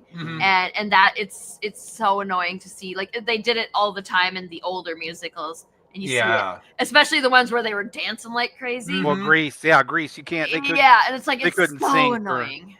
They couldn't sing in the movie, like But they should have at least been like, I know they were gonna dub it over again, but like they should have at least been real singing as best they could. They didn't have to be amazing, but they should have been singing the best they could. Well, that's why you had a lot of. That's why you had a lot of wide shots. Exactly. In Grease, you had a lot of wide shots in the movies, so you couldn't really tell if they were lips, or doing what they were doing. Yeah, I mean, even if you have a garbage voice like mine, if you're gonna sing, then sing the song, and then it's overdubbed, but that way you're dubbing over real singing, not fake singing. So that they were singing it, so that's what made it even more emotional for them. And lots of crying on the set when they were doing their final take of that song. And like you said, you can actually feel that emotion. It doesn't feel artificial, where you can tell they bonded. But of course, it was filmed. I mean, it was 2 years of them being together all the time. So it's kind of like the Lord of the Rings cast. They talk about how bonded they were. They got the matching tattoos, and when you're with those with the same people for so long, you can't help but feel the emotions. Yeah, you're gonna get the feel goods and the and the emotions. Rock and roll. Hey, Pops gonna come in and tell us. Go play it on Pilled. Go play this on Pilled right now. Yeah, he'll love it. It'll be fun. I had to crash the party. I had to. I noticed. This is live on Pilled, by the way. Live on Pilled. We didn't play the music today because that we'll see what we can do about that later. But for now, we were wrapping up. We were just doing our favorite lyrics. So any other lyrics before we move on to the next category? I think we all covered the best parts of the songs. Yeah, Janice. Yeah, so yep. It's nice that they're real singers in there. So now we don't skip a song, because if you skip a song in a Broadway like this, then you lose plot. So we're turning it to dialogue, and I know what Dash is picking already. I mean, I can pencil this one in, and I'm not a psychic, so don't ask me the lotto numbers. I don't know, but Dash, what are you gonna change to dialogue? Bubble, Girl in the Bubble could have been dialogue, and I would have been just a little bit of instrumental behind it. I would have been fine. And probably, I know we're not removing or skipping, but March of the Witch Hunters. It just, Yeah, but you got the Tin Woodsman. He was so pissed. I love that. Oh God, he was. I mean, that glare right. That was some real rage right there. That was beautiful. I know, but it just. I mean, they could have had the rage and everything with dialogue. It didn't need the. It didn't. You're that's right. just me. It just. But everything else is spot on. And again, like I said, and I don't have anything against Ariana Grande. I just thought that song just needed to be dialogue, and it still would have done the same thing. It would have moved the plot along, like we talked about, like Sarah said, it would have moved everything along, and it would have been fine. So, but other than that, everything, there's nothing that needs to be turned to dialogue other than those two. I think for me, you think it serves the movie. All right. Yeah. So Sarah, anything you're turning to dialogue in this one? No Place Like Home. That one could have been dialogue. I disagree with Dash. I think that How the dare girl you? in the bubble. Fine, let's kill NCIS too. No! Yes, should have been dead a long time ago. Oh. I think that the girl in the bubble, like that was kind of an inner monologue, and it would have been weird if she would have spoken it all out loud. She was Listen. having that moment within herself, and as a song, it was like it wasn't. I think it would have been cringy if she would have just been talking about that. Yeah. But when she was singing it, and then like with the visuals of all the mirrors and stuff, like I think it worked. Like I said, it was a little out of sync with all the other music, which is why I was able to identify it easily as not being an original song. I have a lot of inner monologue. So that's probably why. Are you just like one of those people that walks down the street mumbling to yourself all the time? Yeah, all right, fair. I have Dash the musical. You got to sing those thoughts. It's happening. Yeah, now you need to be singing. Yes. And I won't, because my house, they'll send me outside in my house. But yeah, I think that No Place Like Home could have easily, because like telling somebody that you miss your home and you miss what was and you miss what you never had, like those things are all things that you can say out loud, even when you're alone. Like she could have said it out loud and it wouldn't have been that weird. But singing it, like that felt unnecessary. Most people talk to one of the monkeys or something. Most people think that was the best. From some of the reviews that I was looking at, a lot of people have graded "No Place Like Home" the best song on the album. Really? Huh? Well, they're wrong. Say that. Well, I'm not disagreeing. I'm not disagreeing with you all on that, but. Yeah, For Good was clearly the best song. Like, yeah, I mean that is the big moment of Act 2. That's the wow moment. And if any song's going to become the TikTok standard, it's going to be that one. Yeah, I ain't crying. I ain't crying for anybody unless. Yeah, I strongly disagree that unless Armageddon's on. If Armageddon comes on, then I'm crying. Other than that, and if Tombstone comes on, I'm crying. Yeah, that Armageddon, you can have it. I'm crying because I'm annoyed. Oh man, don't tell me you did not get a little choked up when Bruce Willis is sitting there on the thing and he's talking to Liv Tyler and he's getting ready to blow himself to smithereens. Come on, you got a little teared up. Don't lie. I don't believe you. I don't believe you. I'm the Tin Woodsman. I got no heart. Actually, it was her interaction with her boyfriend that got to me, not the interaction with her dad. I can't stomach that movie or Deep Impact, the two that came out at the same time. It's like the ants and bug life of it all. So I had to get us to double digits. It was a stupid premise. It's not like we're gonna go land on a fucking comic. No, you're right. It's lame. I got us to 10 tangents. I had to get us to double digits. All right. So for me, my turn to dialogue song is going to be your both pick, wonderful. But my problem with the song, I mean, yeah, the Jeff Goldblum, he's no singer. Then when you get on top of it, I don't like that Ariana Grande got put into it as Glinda because she's not in the original, and it felt more like this whole friggin' One of Us bullshit. Like, be one of us.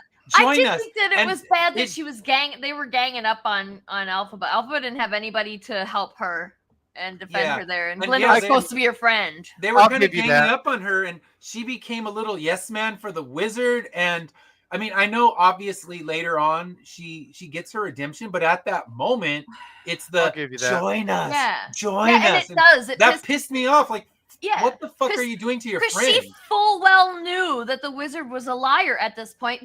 Everybody in the know, they all knew. Like Glinda definitely knew, and Glinda definitely knew that the wizard was abusing the animals too. And she was like, "Actually, Alphaba, why don't you come join us?" And I didn't like that. Come to the dark side, you know. I always wondered if he had her for this song, not for because again, like Ed said, she wasn't in the play. I just wonder for this song if it was kind of like she was under a spell type thing.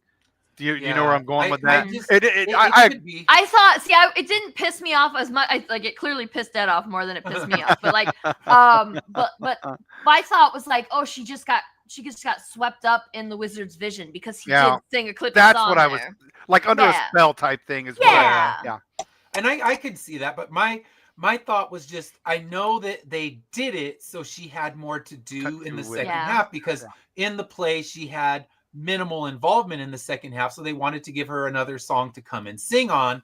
But I think the context of how they did it changes her character, makes her look a little bit like she's kind of manipulating her friend for her own good, because she's just a little power hungry jerk. And being that way, like, come with me, be one of us. And I hated the whole one of us vibes that I got from that song when I saw it. Whoops, I hit my camera. Sorry. I definitely agree. That was cool watching your skull talk, though. Yes, my skull did the work for me. He's always there. I definitely agree with that. I'm with you on it. I still like the song, but I'm with you. I'm with you in the aspect of why you dislike I mean, if you put just the Jeff Goldblum in it, that's fine. Yeah. But I think when Glinda came in, let's remove Glinda out of, so instead of make it dialogue, because I think as far as a Jeff Goldblum song goes, it's the most tolerable of his songs. But the Glinda addition to it really, I think it hurts her character. And she knows the wizard. She knows both the wizard and what's her face, the Storm. Yeah, she knows the wizard. She knows. I know Storm. a few people who would be ready with their pitchforks and torches if they heard you say that. Listen, now I'm just upset that we didn't get Jeff Goldblum singing in Jurassic Park. I mean, I feel like that would have, while he's laying down hurt and wounded, and he kind of pops himself up, a song would have been perfect there. Yeah. Jeff, if you're listening, Jeff, and I know you are because you love our show. You need to get and go out there and read Jurassic Park. So I'm letting Jeff off the hook, but I'm saying instead of turn it to dialogue, remove her from the song. I see that. Take Glinda out. Ariana, let her be at her wedding instead, like she's supposed to be in the play. Yeah. That's where she's at. Yep. And we don't need to hear her with this join us. It's good on the wizard side bullshit. Like that was definitely made it very frustrating, and it hurt her character. And just knowing that it wasn't in the play makes me more annoyed at that whole song. Yeah, so there we go. We're not turning any to we're not moving it to dialogue. We're just taking her out completely and removing her from the scene, and I think it's stronger that way. So I will allow it. It does, because like she said Elphaba was her friend, and she knew what was going on behind the scenes, and there was no reason for her to be trying to corrupt her friend. Yes, who was the only one who was like genuinely. I know she made mistakes that hurt people, and like everybody did in this story, but like she knew. She fucking knew. She cared for the animals, and she knew that the wizard was abusing the animals. She had to know that the monkeys were in a sky cage. Yeah.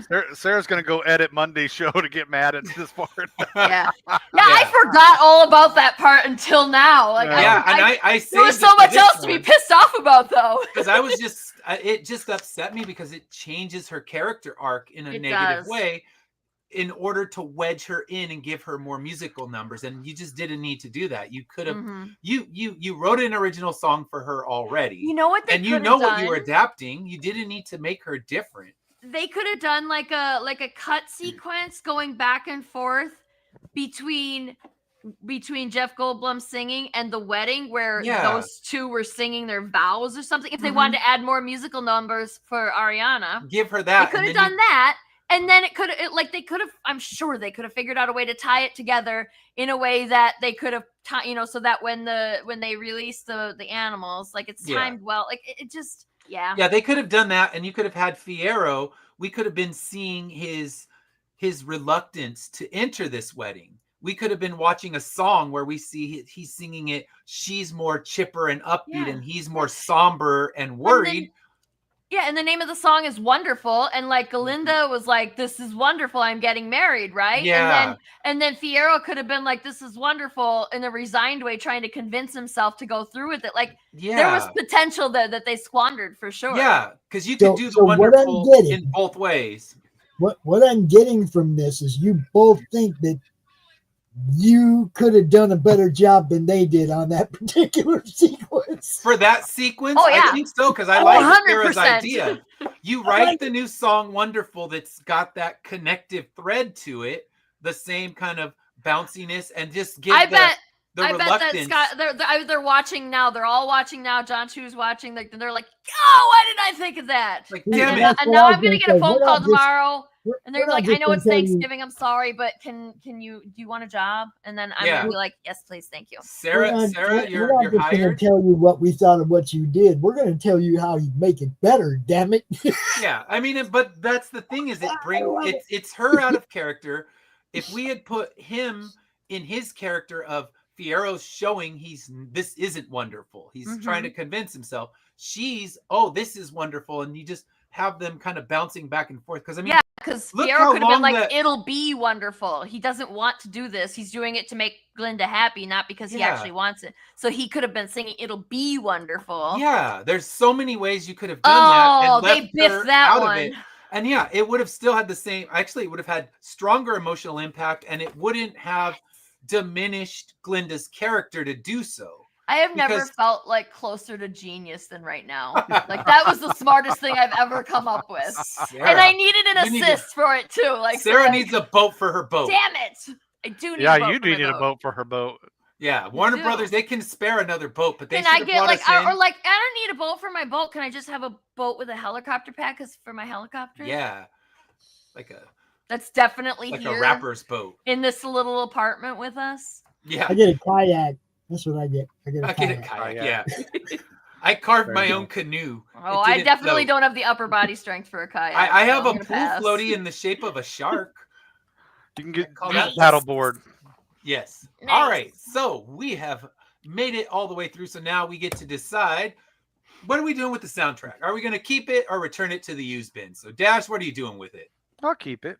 Yeah.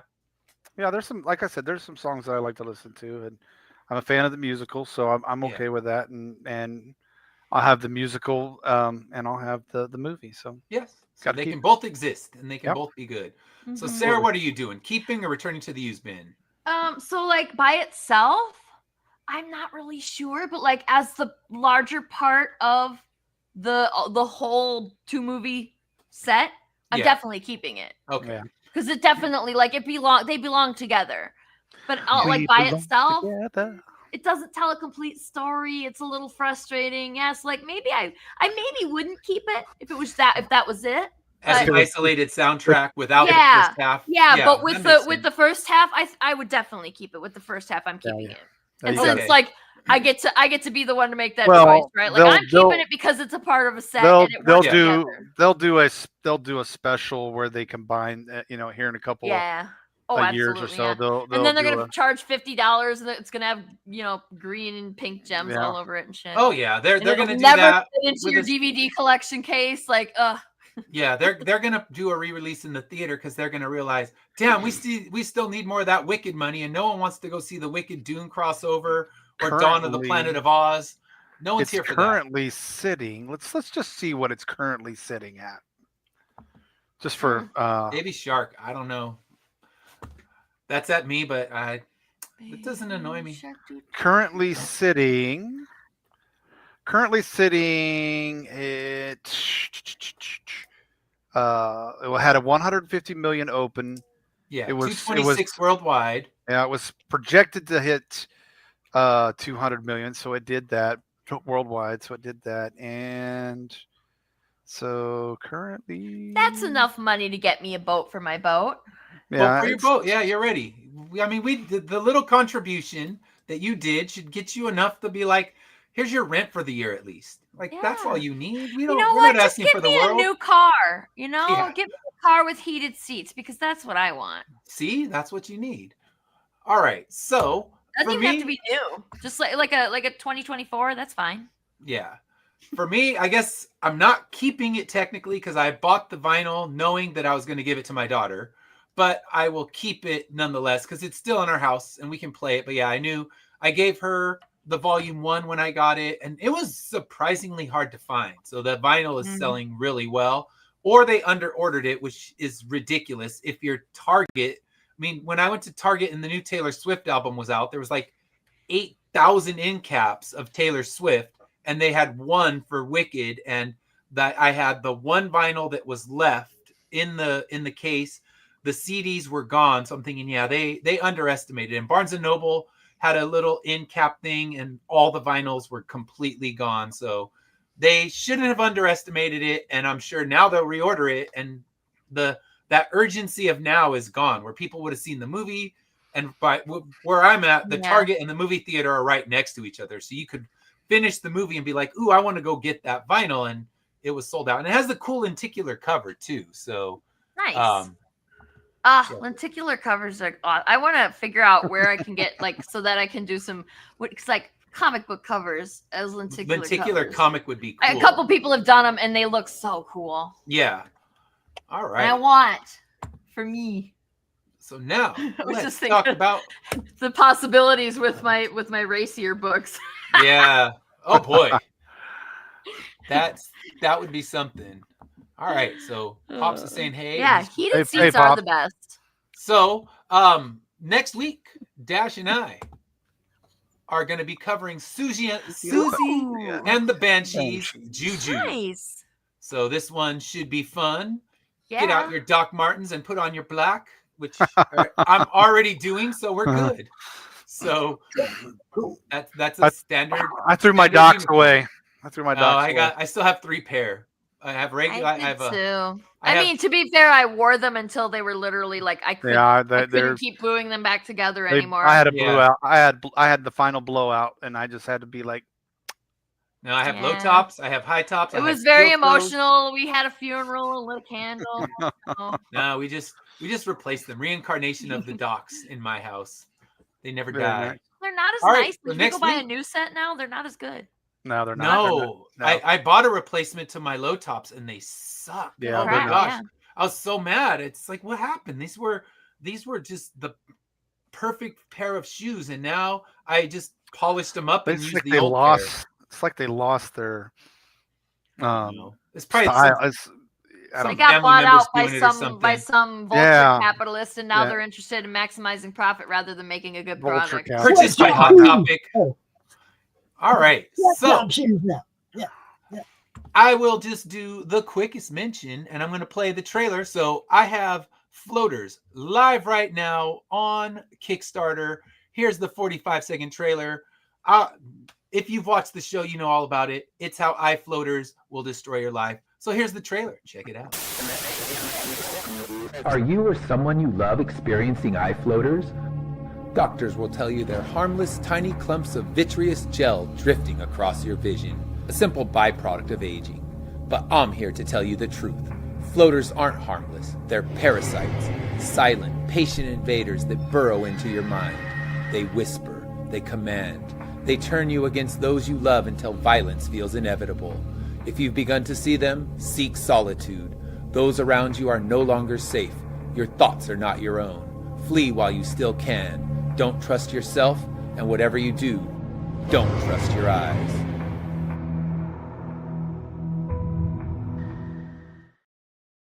All right, so link is in the comments. Go ahead and back. We funded yesterday. We are $1 over goal. So you know what? I will take it. We are funded. Now that doesn't mean we can't have a cancellation or two, throw things off. But at the moment, we are funded. So head over there, grab it while you can. It is available for 10 more days. So if you have, I already backed. You did. So did Number 3. Lori. Yeah. One of these days I'll defeat Lori.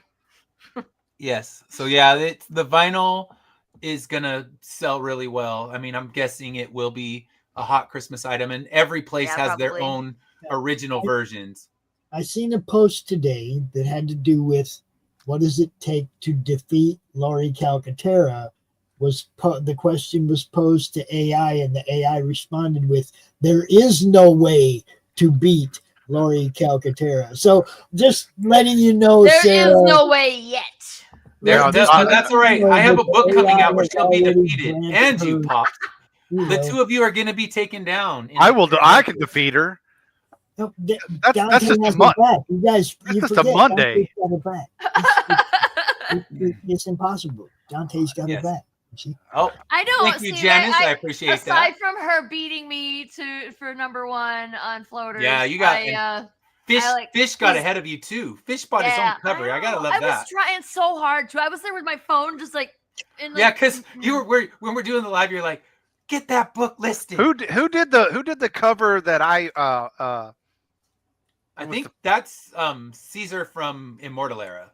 I believe. Man, it was the fourth one that you showed, I think. Let me see here. That one that Fish did was friggin' Fish is fantastic. I love Did Fish do two? Fish just did one, but I'm the gonna one definitely the screaming bring... dude. Yeah, like that one's. Oh, that the is one coming from the house. No, the screaming dude one is Caesar's. Yeah, that one's. Oh, he did the homage cover, right? Fish the Fright Night homage. Freaky. Yeah. Yeah. So Dash, you got the William Russell. Oh yeah.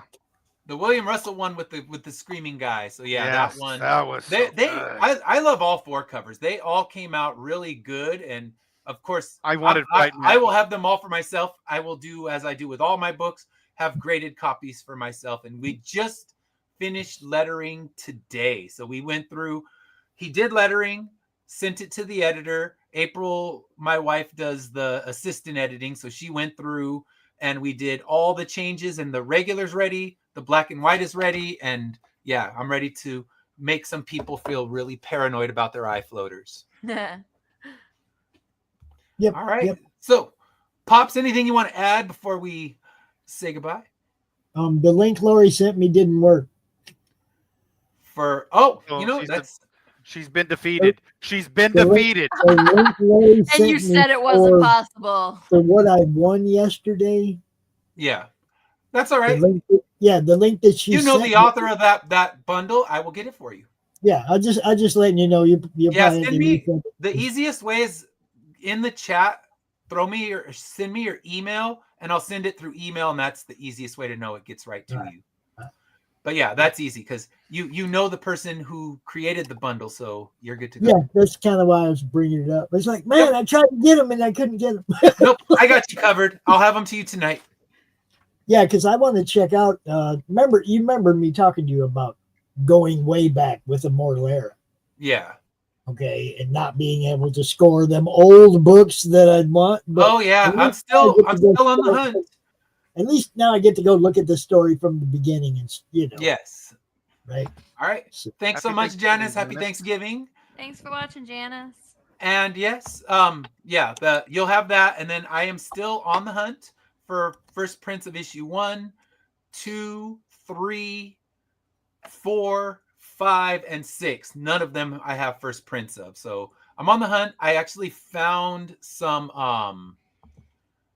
Oh gosh, what did I find? I found first print of 4, 5, and 6 on eBay and bought them. I buy my own books back on eBay when people put first prints up. Oh yeah, because I know people like Pop are looking for first prints, and they don't want. Right now, issue 1's on a 5th print. Nobody wants the 5th print, so yeah, I will. No, it's not that nobody wants it. It's like, look, I'm one of those guys where you get what you can get, but then if you can get something better, you replace it, right? Okay, and if I get a first print, it's going straight to CGC for grading because I'm not going to sell it raw. See, he's going to make me work for it no matter what. I have you're on the list, and like I said, it's one of my saved eBay searches. I buy my own book bag, and I have a guy on eBay right now. He has the trade listed for $67. I'm like, good luck with that, man. I have plenty of those available for $25, but if he sells it for that, then I'm going to capitalize. Hey. Frankly, good for him if he does. I hope he sells it, because then I'm gonna just drop like 10 of them on him right there. Everyone who lost, I can email them. And all right, so you do, Janice. I think you have. Janice has first prints of yours, don't I? Janice has first prints of everything because she's been here since the start. So she read my she was one of my beta readers who read the very first draft of issue 1, which y'all making me jealous. I didn't even know you when you started it. So I never had a chance to get first prints, but now I kind of want them. Issue 3's the hardest because I only printed 100 because it released during COVID. And I'm looking for those myself, but you know what? I know, like I said, I know Janice has all the first prints of everything because she's bought them right when they come out. So, yep. All right. That's cool. That's cool. Well, I am going to need to go and get dinner started. So thank you, everyone, for watching. We appreciate it. And next week, join us. We're going to be talking Susie and the Banshees and Pops. What would you like to add? One thing I wanted to say. Today, assured that you will all get another year of Madness programming. Awesome. Very good. Very good. Be ready for it. The bills are paid for another year, people. We're working. Awesome. And you know, we'll be here Wednesdays and Saturdays, bring in Madness content, and then randomly other times as well. So thank you for having us. We appreciate being part of the network, and and happy Thanksgiving to all Happy Americans. Thanksgiving to everyone. I wear my Thanksgiving this guy shirt. and that guy, we got 4 love shows on the network. 4 shows just between these two. Yes. So we got 4 shows. Tune in. We will have a lot of time. So yeah, Janice has taught with me for 25 plus years since I started at my school. So she's been there from the start. So, all right, everybody, enjoy your Thanksgiving. Enjoy another year of Madness Network. We'll be here. There's lots of other great shows. Check them out. Hit their YouTube and find them. And until then, have a great rest of your week. We'll see you on Saturday.